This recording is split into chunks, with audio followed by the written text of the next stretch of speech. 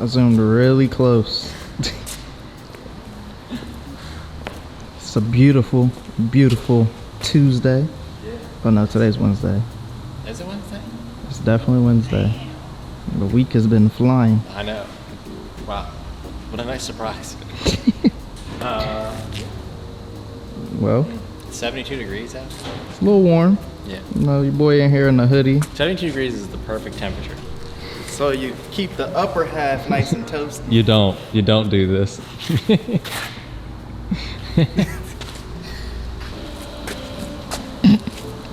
So, we didn't know what to film today, but Yeah, we have a bunch of stuff that's like waiting and or we're in the middle of figuring out, and we wouldn't have it finished by Friday. So we figured we'd give you guys an update because there's a lot of new R&D. stuff coming.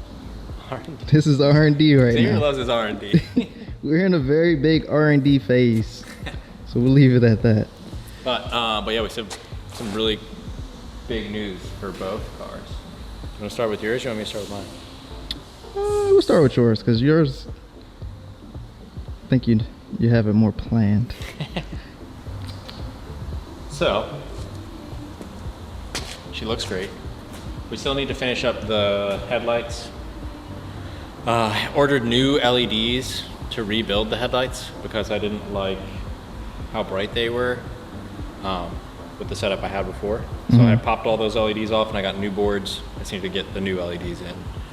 Other than that, I'm also messing with the taillights a good bit. And that's small stuff. Also, I got the, watch, come over. So I attached a little bracket to the inside of the front lip, and I ran a bolt into that little tab. So the corner of the splitter actually connects to the lip now, because the ends were like a little loose compared to how stiff the center was. So this is like super sturdy now compared to how it was. And it's still only, what, 4 little bolts, these are the same exact like M5 bolts that I have holding everything together. So I just only need this Allen key. I can take apart pretty much everything. But I did stand on this and it was good, but it did sketch me out a lot. I feel like I'm gonna blow through these things. But I mean, you can see the whole front end comes down. So, very confident in this mounting. Good to go. Oh, I also added these little ducts. I'm hoping any air that comes through this channel right here, if I had nothing, it would just hit the front of my tire. And I was thinking about running a tire spat there, which I still might do. I might just run to this section. What's a tire spat? Like probably easier showing your car. A lot of times people would run like a single piece, like a carbon or something like that, like right here, facing forward. That's keeping air from hitting the front of your tire.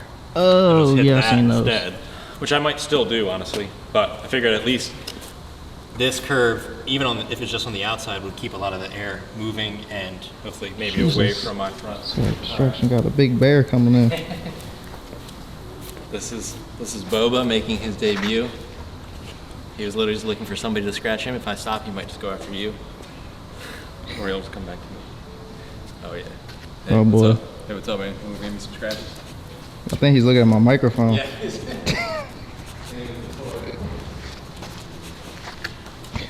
Alright. He's like, he weighs like as much as I do. Come on, we gotta show him other things on the car. He's very interested in your microphone. Yes. Boba, come here.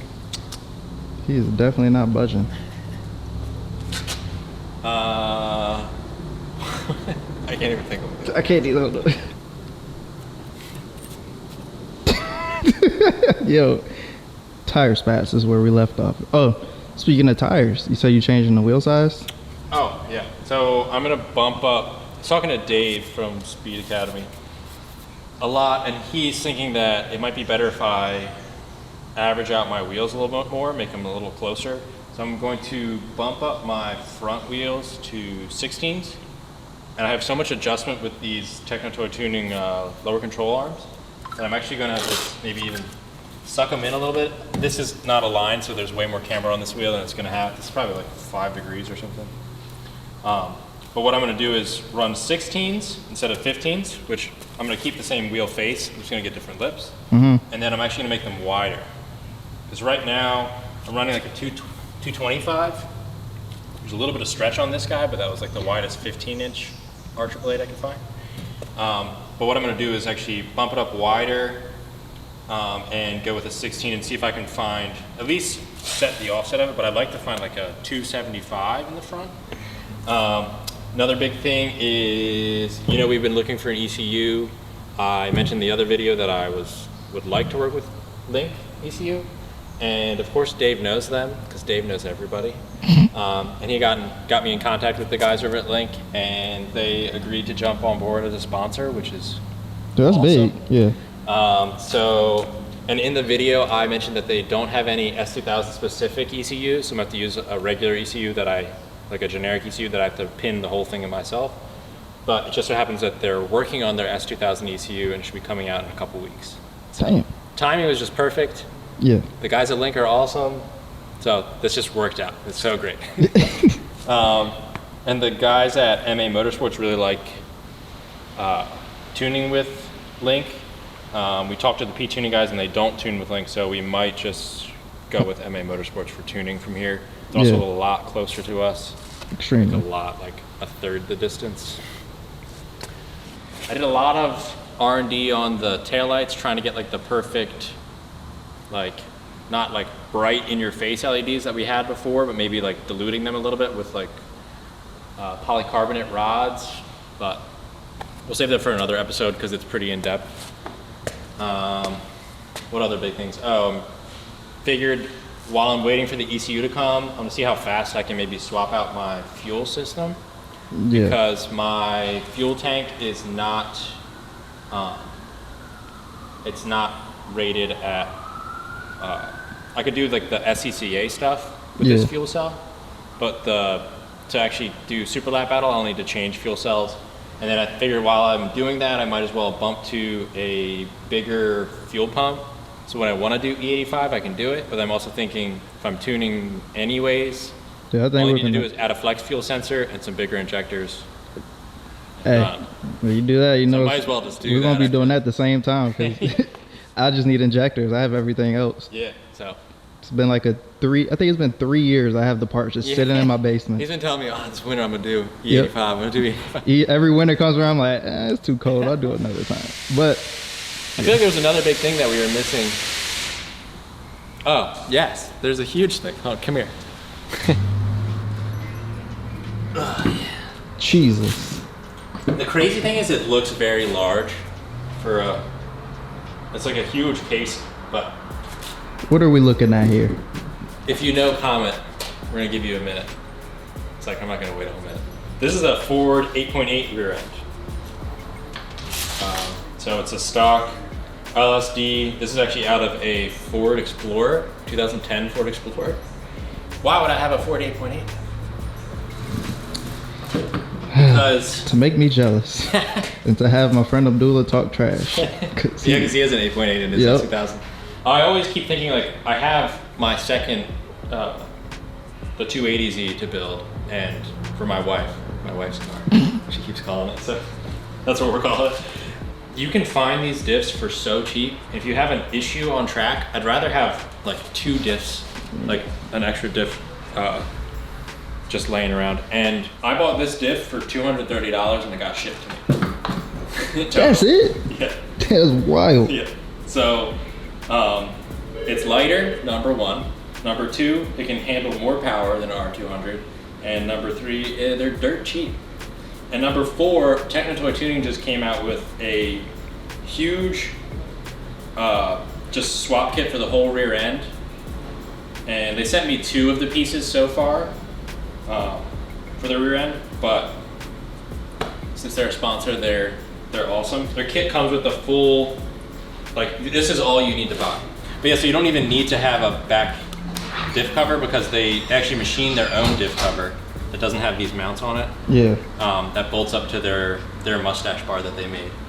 But But you pretty much have to, it'll also adapt your rear wheels to 5 lug already, because it'll use the same, I think they use like Mustang hubs or something like that.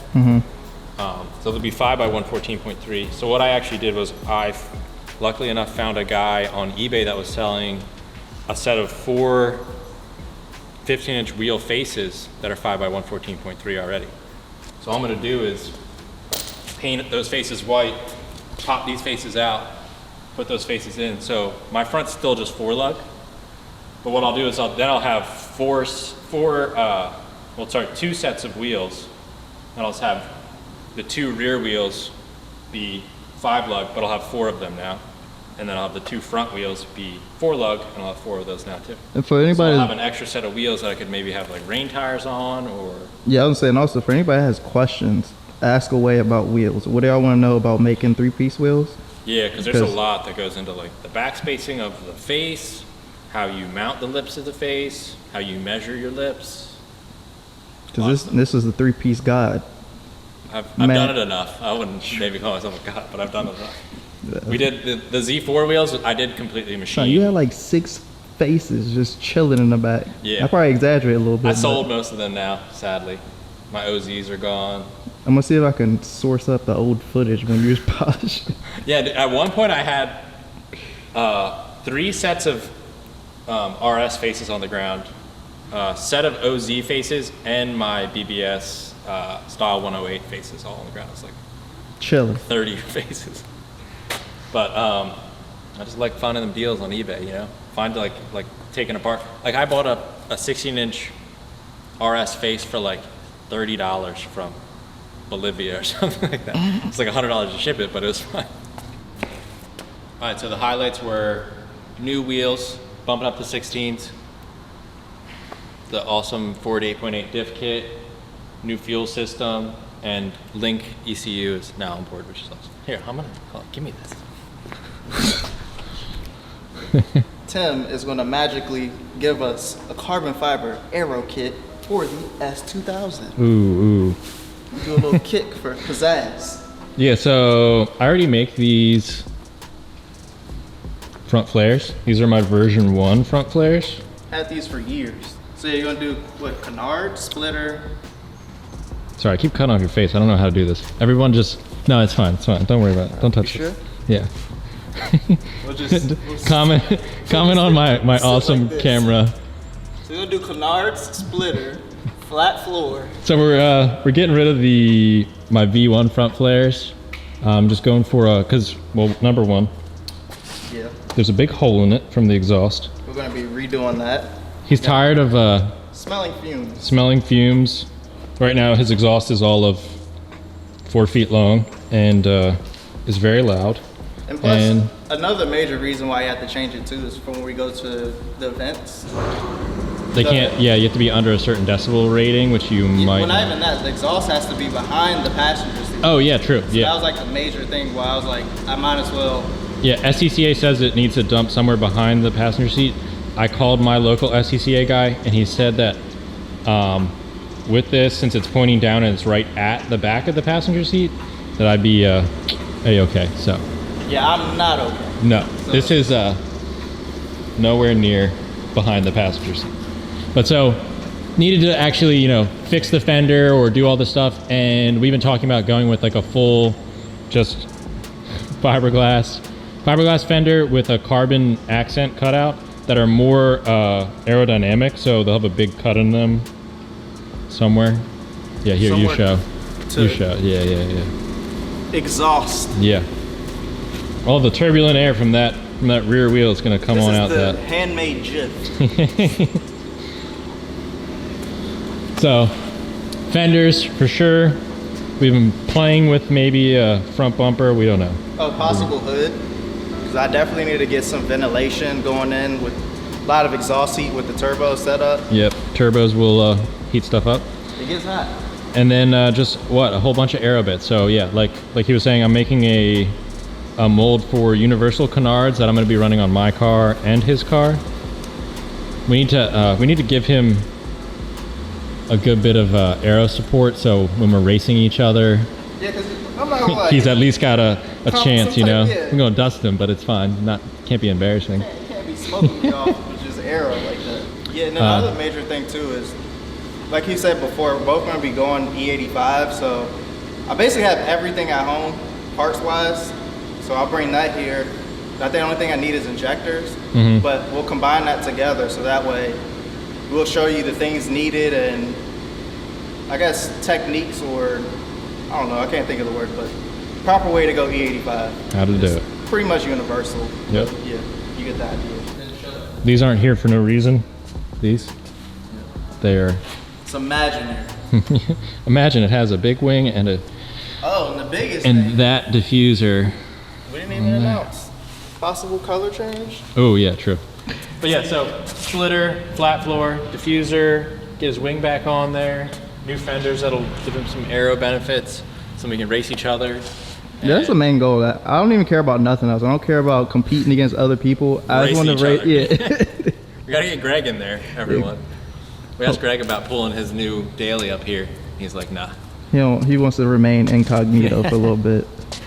But yeah, so a lot of cool stuff coming. I know I'm just talking a lot in this video, but We both trust will. me, the next video we have, depends on what comes in first, but any of the next video possibilities are all gonna be big videos, so. Yeah, it's a lot of work. Yeah, so we gotta start like filming those probably tonight or tomorrow. So we're gonna get this video out for Friday because they're not gonna be done in time.